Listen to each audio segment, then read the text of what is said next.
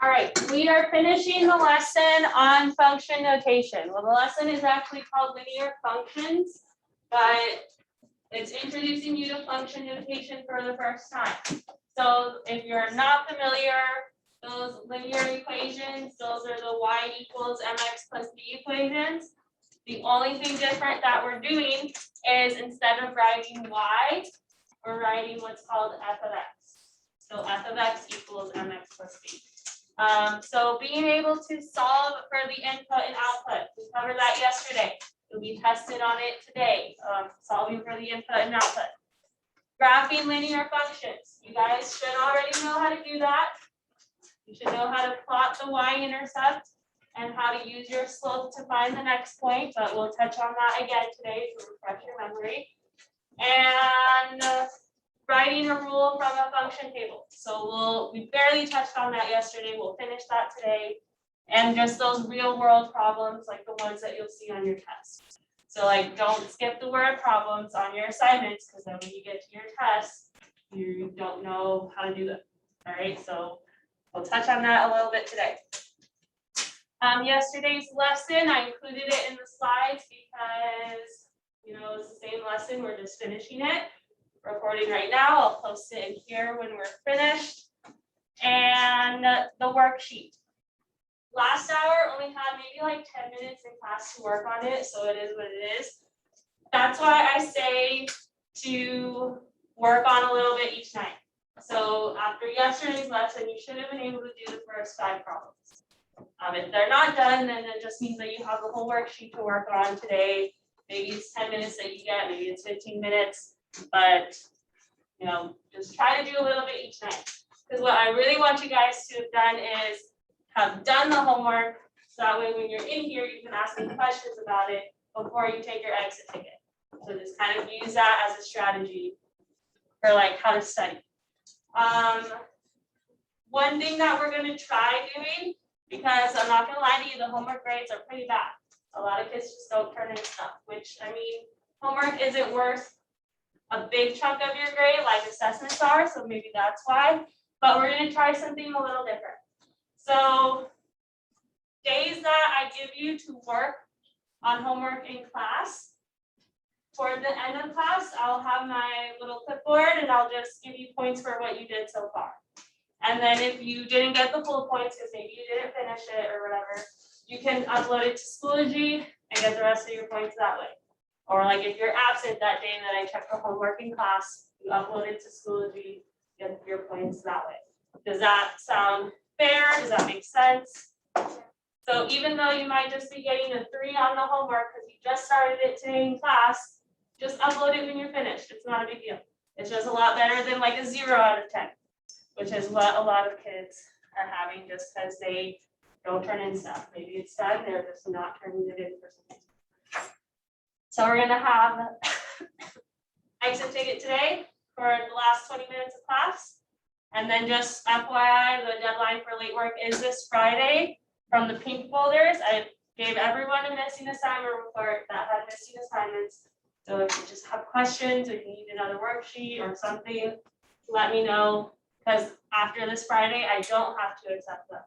All right, I'll still listen to your excuses if you have them, but like, I don't have to accommodate them unless you have like some crazy circumstance that I feel really bad for you for. All right, any questions? Okay, so then from the note sheet yesterday, I believe we finished this problem. Completely finished it, right? One of my classes did not finish it, so let me just enter that in. We almost did. We got to where we almost finished solving for the y-intercept. All right, so we got to where we plugged in a coordinate and the slope. So right here, what is 15 times 1? Good. We have 15 plus b equals 17. How do you get the b by itself? Subtract 15 on each side. And then 17 minus 15 is 2. Okay. And then put it together. It wants the answers in function notation. So that's f of x equal to what? What was our slope?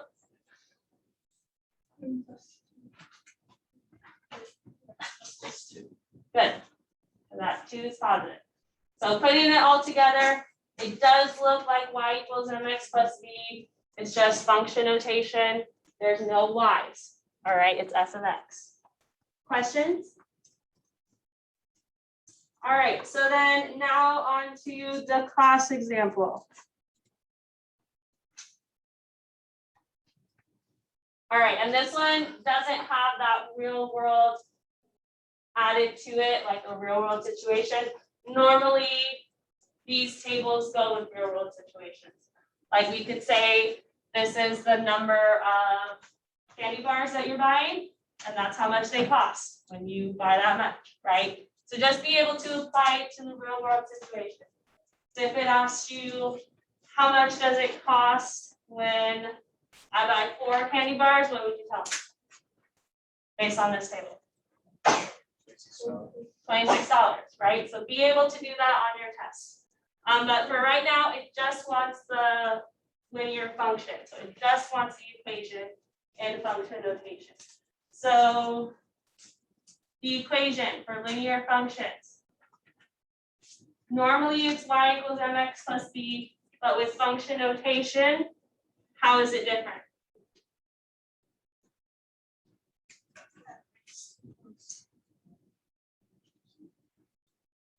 Good, so it looks almost exactly the same, only difference is now the y is in f and x. But either way, you still want what 2 letters to be replaced with numbers? M and B. So we need to identify those 2 things. Is it easy to see my y-intercept from this data table? No. I could if it had a certain number in there, because what's the definition of y-intercept? Good.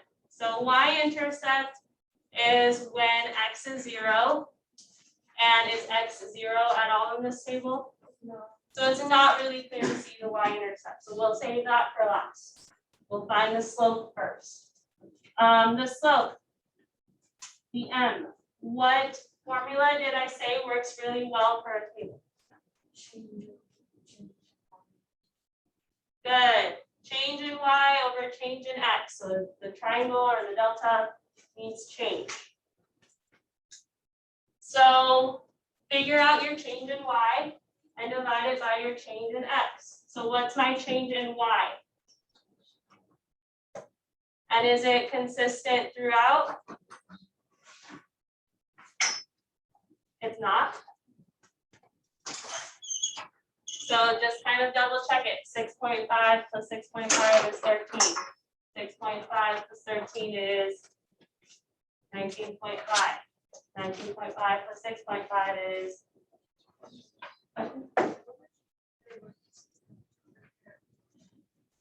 That's a good question. The question was, what would you do if they weren't consistent? Either way, since it's a linear function, the slope should be the same, right? So if it were a situation where it wasn't consistent, maybe only right here, it was adding 6.5, well then I would look at the change in x in that same spot. All right, so the change in x from 1 to 2 is what? Plus 1, right? And then put them over each other. So what's the change in y? And change in x? And 6.5 divided by 1 is good. But it does happen to be consistent, so I just normally will write it in here. But that's what you do if it's not consistent. Just look at it for like a certain part. All right, you may or may not have to reduce your fraction. But either way, your slope should be the simplest fraction and or whole number from the table. Questions? All right, so we found M. Can I find B now that I found M? I do have enough information, right? Because look at your formula. I have M now. All else that I need is basically an input and an output, or an X and a Y. Do I have that here? Where can I get it from? From the table. So writing it down, maybe that helps you. But we know that M is 6.5. And we have a ton of X and Y's that we can use. Just make sure you use like a pair. Don't like switch it up and pick random ones. Does it matter which one we use? No. So this time I'll use maybe like the second pair. All right, if I pick the second pair, what's my Y? And my X is, right? And then we're solving for B. So that's what it looks like, plug it. What is 6.5 times 2? Good, so I have 13 plus B equals 13. How do you get the B by itself? Subtract the 13. So do that on each side. And what does B end up equaling? 0. Right, 13 minus 13 is 0. Put it all together. What's my answer written in function notation? Good. Do I need to write the plus 0? No. So this is my answer in function notation. Questions? And the whole purpose of writing this way is so that now I can solve for any input, right? I can plug in any number for X and get an output that is consistent with the table. All right, questions? Now, I like this method of finding the y-intercept because it's the same as we did on the last test. So, but some people struggled with it on the last test. So looking at my table, could I figure out, like, could I work backwards or forward if I wanted to? Like, let's say I wanted to add more numbers to my table. Like, what if I wanted to add 5 to my table? So you add 1 on top and add 6.5 on the bottom, which would be what, 32.5? All right, now what if I wanted to work backwards? What would I, like maybe I wanted X to be 0. Good, so you do the opposite when you're working backwards. So when X is zero, what's my Y? And isn't that like another way to find your y-intercept? Yes, because your y-intercept is when X is 0. So whatever gets you the right answer, sometimes this way won't be as easy with your table that you're given. Just however you get your y-intercept is fine with you. Questions? All right, try the student example on your page. Okay, if you finish that one early, look at the example already.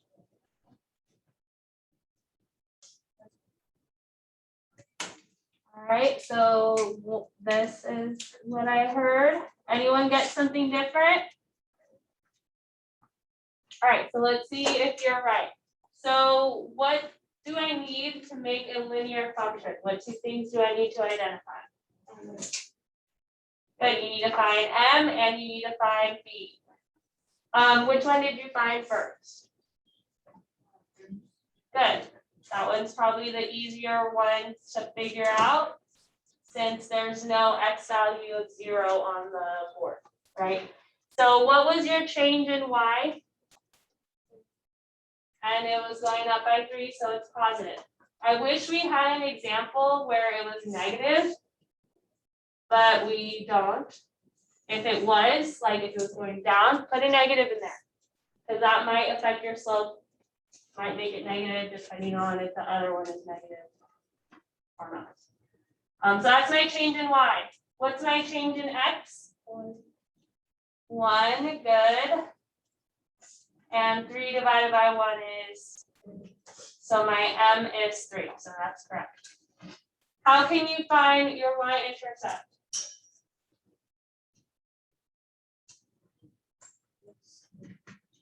We could use the table. If you use the table, how did you go about that?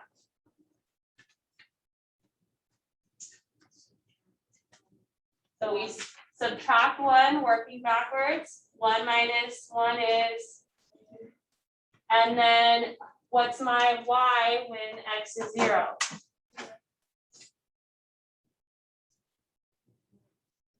-2. So again, you work backwards. So since it goes up by 3 when we're going forward, going down by 3 will get me the y-intercept. So what's 1 minus 3? -2. All right, and that does work. Sometimes the x's aren't close to 0, like in this problem. So sometimes you might have to plug it in. However you get the right answer though, I don't care. Just figure it out. And again, we know that this is my y-intercept because the y-intercept is when x is 0. All right, but if you're using the way that we did it on the last test, you know, plug in your m, which we know is 3, and then plug in an x and a y. Does it matter which one we plug in? Which one do you want to plug in? 2, 4. All right, again, it doesn't matter which one, but if I plug in 2, 4, make sure the 2 goes in the x spot and the 4 goes in the y spot. And simplify. What is 3 times 2? So I have 6 plus b equal to 4, and now get the b by itself. So how do I do that? Do not divide, because then you subtract. So think about what you can do to make it 0. If I divided 6 on each side, I would get 1 plus b, which is not what I want. All right, so then 4 minus 6 is -2 equal to b, which is the same thing we got when we worked backwards. All right, so b is -2. So this answer up here that you guys said is correct. Questions? All right, so then next page, or not next page, but underneath that we have a more like meaty word problem. It's asking you to do like 4 different things. I'm not gonna lie, on your test, it does that too. It asks you to do like 4 different things for the same problem. So make sure you can just answer the whole question completely. So we have the table shows how many pizzas Antonio's Pizza Shop can make in an hour. Complete the table. Write a function to represent the number of pizzas Antonio's Pizza Shop can make in X hours using function notation. What's a reasonable domain and range for the number of pizzas Antonio can make? So tons of stuff, not tons of stuff that it's asking you to do, but just make sure you're answering each part. I know on your exit ticket, you have a word problem kind of similar to this. So use this as an example. How can I complete the table? By looking at it, what am I looking for?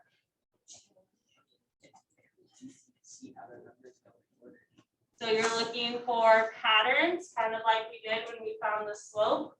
So what's the pattern for the x's or the hours? Good, so it's going up by 1 like here, right? So use that to fill in the rest. And it makes sense when we get to the part that's already filled in, right? Good there? All right, what's the pattern for the y's, for the number of pizzas? 18. So it's going up by 18 each time. So then over here, what number goes in here? How can I figure that out? 31 minus 18 is 13. And then how can I figure out the number that goes here? Adding 18 to 67, which would be 85. Right? So just knowing the difference between working backwards and forwards, right? Fill in the table, find the patterns. So we completed that step. We completed the table. Now we need to write a function to represent the number of pizzas Antonio's pizza shop can make in X hours. And it has to be in function notation. So function notation of a linear equation looks like this. What two things do I need to identify for that? What two things normally get replaced with numbers? M and B. All right. So what's my M going to be? 18, good. How'd you figure that out? Change in Y divided by your change in X. Good. So that's good. Now I need an input for the X and an output for the F of X. All right, so sounds like you guys want to use this one. Perfectly fine. One goes where? And the 13 goes for, good. So it replaces that entire F of X. And then plus 2. Start simplifying. What's 18 times 1? Plus B, get the B by itself. And how do I do that? Good. Think about what you need to do to make it 0. And then do the same on both sides. So 13 minus 18 is, so that is my y-intercept. So put it all together. It's f of x equals what? 18x minus 5. All right, so that's part of our answer. Are we finished with the problem though? No. No, but we did write a function and it is in function notation. So basically we can use this equation to solve for any output. So like any input that I put in, I will have an output. A good test question would be like in relation to this problem, how many pizzas can they make when you work 10 hours? All right, what are you doing then? How can I figure out how many pizzas are made in 10 hours? Put it in for the X, right? Because hours is your X. So 10 hours, put it in for the X, and then you get your output. So that's not what this problem is asking, but I have seen that on your test. So just be aware. Plug them in if needed. But now it's asking for a reasonable domain and range. So domain and range again. What's an easy way to remember which is which? Dr. XY, right? So the domain is what numbers? The hours are my X's, good. And the format for your domain is going to be relatively the same. What number should we start at? Like what's a reasonable number we should start at for hours? 1 we could start at. Could we also start maybe at 0? I usually see them start at 0 like on your test. So 1 or 0. I think you guys get the point. And then it usually looks like this. So like less than or equal to X, less than or equal to whatever number you think we should end at. So what's a reasonable number of hours that we should end at? So I'm hearing 10, 8. Should it be like 48? No, because who works for 48 hours straight? Should it be 24? No. So think about like how long a pizza shop might be open for. Around 8 or 10 hours. I would even say maybe 12 hours. But I think you guys get the point. All right, or anywhere from like 8 to 12, as long as you can weed out what answers definitely aren't it, that's fine. Now for the range, what is that talking about? The number of pizzas, so my Y's. What number should we start at? Kind of use your domain as a hint. So if my domain starts at 0 hours, how many pizzas are made at 0 hours? 0. All right, the middle part is going to be pretty much the same, except what letter goes here? Good, because it's your range. And then what number should we end at? So if we're open for 12 hours, how many pizzas are made during that time?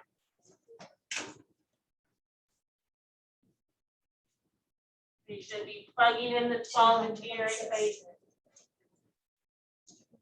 Did you do 18 times 12 minus 5?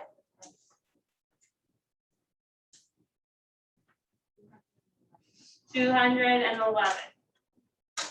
All right, but as long as you can weed out the answers that make no sense, then you know we're good.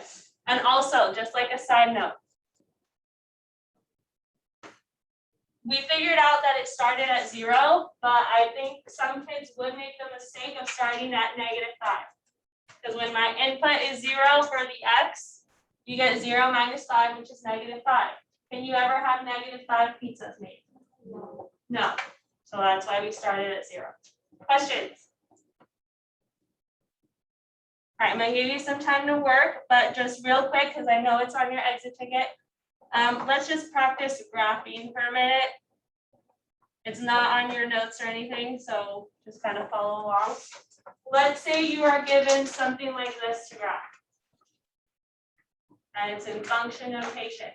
So f of x equals -2/3 x minus 4.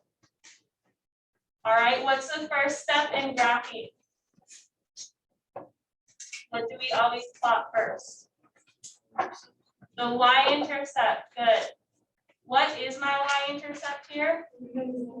And you were still able to figure that out, right? Even though it's in function notation? Okay, good, that's really the whole point here. So my y-intercept is -4. Does that go on my horizontal axis or vertical? Good, because it's y to the sky. And since it's -4, does it go like up here or somewhere down here? Good, so from your origin, go down 1, 2, 3, 4. Questions there? All right, how do I figure out my next point?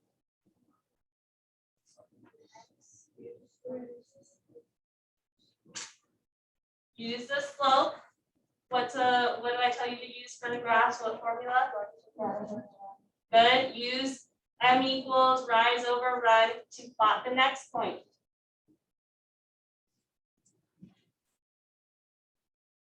All right, so what is my rise over run here?